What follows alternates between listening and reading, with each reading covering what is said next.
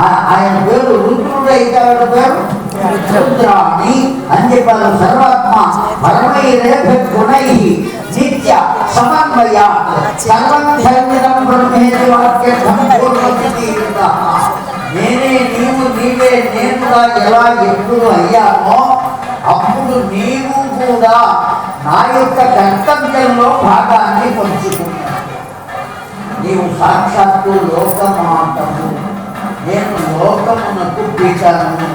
మనము తల్లిదండ్రులను బాధ్యత ఏ విధంగా తల్లిదండ్రులు పిల్లల పట్ల అనుసరించాలో ఒక భార్య భర్త తన ఇంటి వరకే చూసుకుంటారు.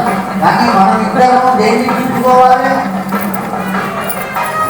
ఒక్కలో ప్రాంతి కాదండి, అక్కడ ఇతర గుడ్డల రసాతల మతాతల ధరాతల బాతాల లోకాలను చూసుకోవాలి.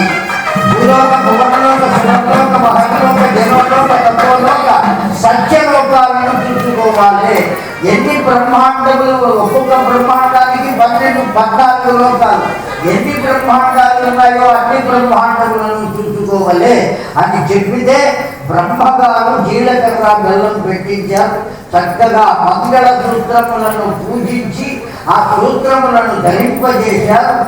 ఇప్పటి ముప్పటిగా నీ యొక్క ధర్మాన్ని నేను అనుసరిస్తానయ్యా, నీతో పాటు నేను సకధర్మచారిణి. భార్యను ఏమంటారండి?